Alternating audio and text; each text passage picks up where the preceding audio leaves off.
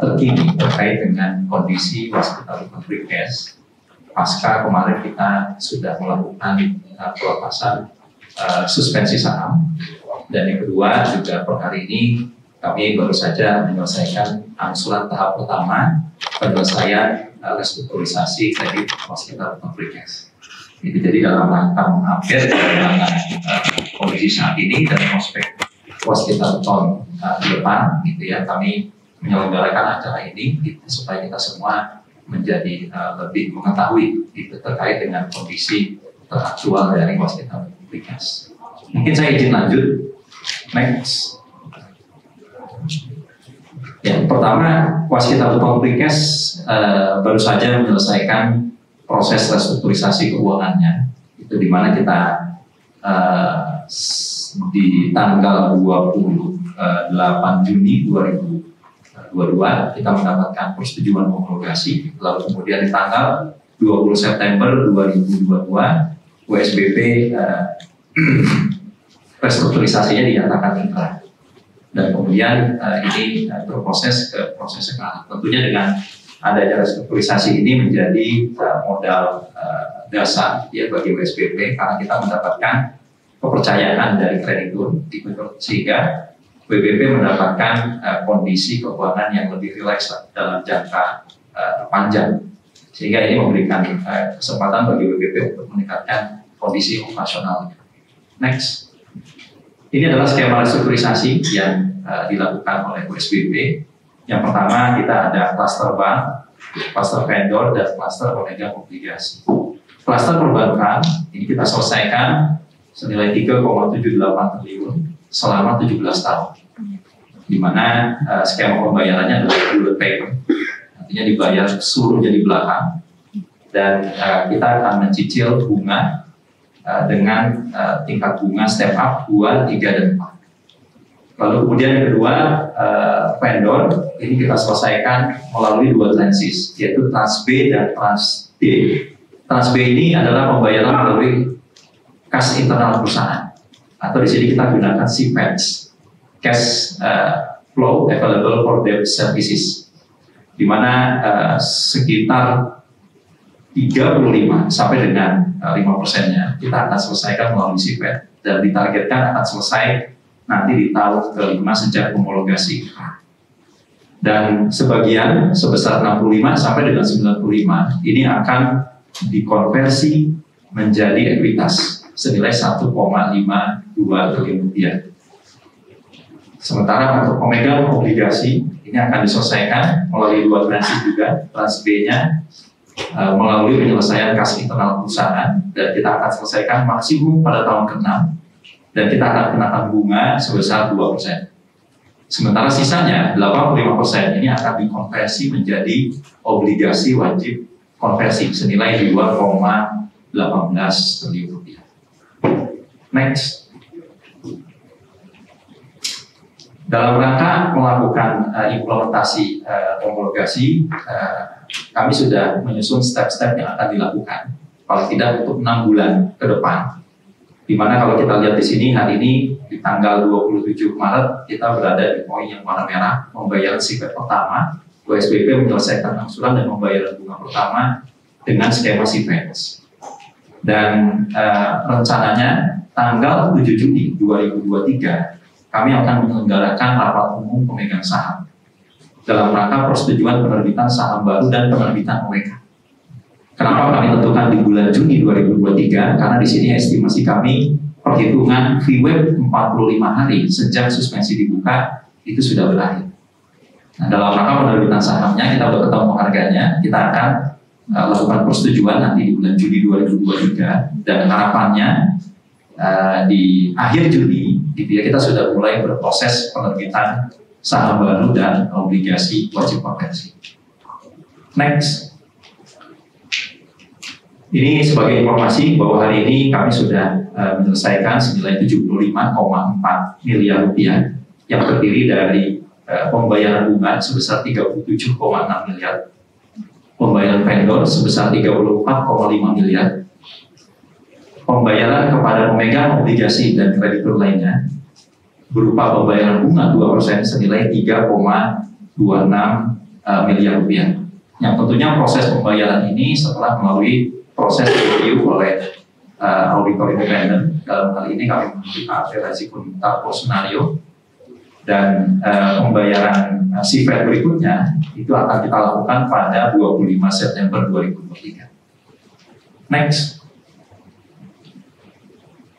Sedikit review dengan skema restrukturisasi tadi, di mana terjadi proses konversi, baik itu dari sisi vendor menjadi ekuitas maupun bondholder menjadi MCB 10 tahun, yang setelah 10 tahun pun akan dikonversi menjadi ekuitas. Tentunya kemudian akan berdampak terhadap ownership dari waskita Butol Prekes itu sendiri, di mana kita tahu sekarang waskita sebagai pemegang saham mayoritas sekitar 59%.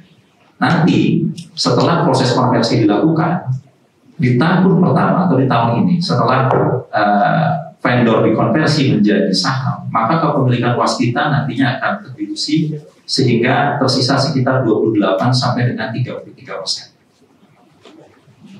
Dan nanti kalau misalkan bondholder sudah dikonversi MCB-nya menjadi saham, itu akan menjadi 16 sampai dengan 20%.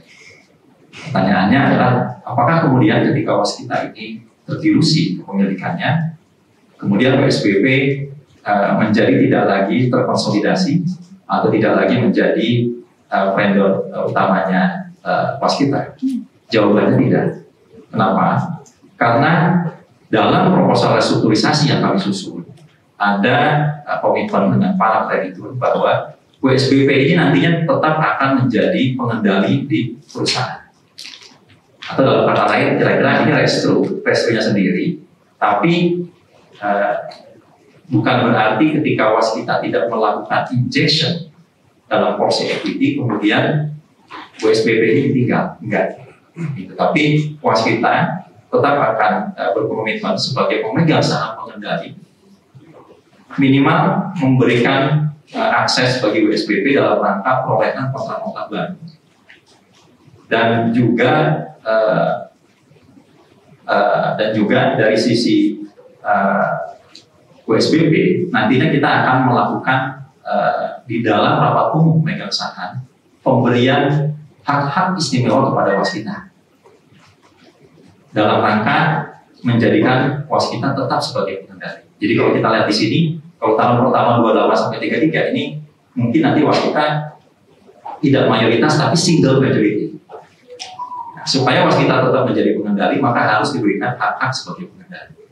Di dalam PSHK, pengaturan mengenai pengendali perusahaan itu dibuktikan dengan keberadaan hak-hak tertentu yang dimiliki oleh pemegang saham.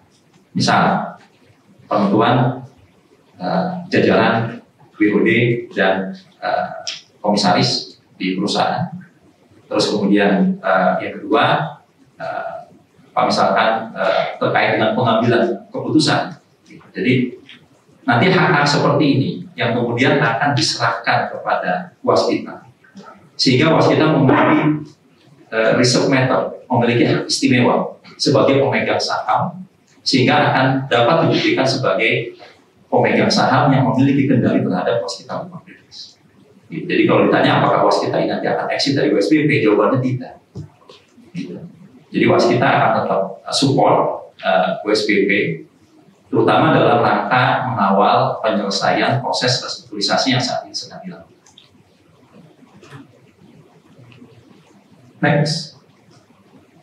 Nah, dan terkait dengan restrukturisasi ini, kami juga berterima kasih kepada seluruh pihak itu yang telah mensupport WSBP sehingga proses restrukturisasi ini berhasil.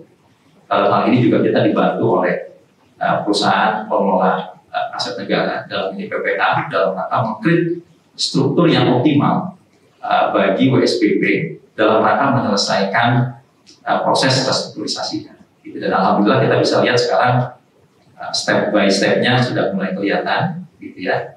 Tentunya juga adanya dukungan dari pemegang saham, waskita karya, dan juga Kementerian BUMN sebagai ultimate shareholder dari waskita Butol Prekes. Dan tentunya restrukturisasi ini rasanya tidak lengkap kalau misalkan WSBP tidak melakukan satu upaya dalam rangka menjaga performanya di masa yang akan datang. kami, manajemen baru USBP, berkomitmen untuk melakukan satu perubahan di USBP yang kita sebut transformasi bisnis USBP, di mana kami sudah melakukan dan menyusun yang pertama adalah visi misi dan yang kedua adalah program-program terkait dengan program transformasi. Visi USBP saat ini adalah menjadi partner terpercaya dalam industri beton terintegrasi, konstruksi dan modular di Indonesia. Dengan misi yang pertama menjadi one-stop solution industri beton terintegrasi, konstruksi dan modular, serta peralatan pendukung sesuai kebutuhan pelanggan. Yang kedua, membangun tata kelola yang baik dengan menerapkan etika dan kepatuhan terhadap seluruh peraturan. Yang ketiga, menumbuhkan kompetensi pegawai berbasis industri untuk peningkatan kinerja. Yang keempat, yang tidak kalah penting adalah menciptakan healthy profit growth dan business sustainability. Jadi kita ingin nanti tumbuh secara sehat dan juga going saja terjaga. Yang kelima, menjalankan sistem manajemen terintegrasi teknologi tepat guna untuk menumbuhkan inovasi, efektivitas dan efisiensi, serta unggul dalam kualitas, keselamatan, keamanan, kesehatan dan lingkungan menuju industri ini. Jadi dengan visi dan misi yang baru, kami berharap kita bisa menyusun satu roadmap baru gitu ya bagi USBP di masa yang akan datang. Next. Dan ini kita sudah turunkan fokus strategi USBP pada tahun 2023 dan jangka panjang. Yang pertama adalah fokus pada operational excellence. Di sini kita berupaya meningkatkan cost leadership dan operasi yang lean, meningkatkan kondisi likuiditas, memperbaiki rasio cash conversion cycle. Jadi kalau lihat di sini kira-kira kesimpulannya bagaimana berbisnis yang menghasilkan keuntungan dan juga keuntungan itu liquid. Gitu. Yang kedua, fokus pada bisnis tourism, memperkuat daya saing, meningkatkan pasar, melakukan investasi, memperkuat brand image USBP.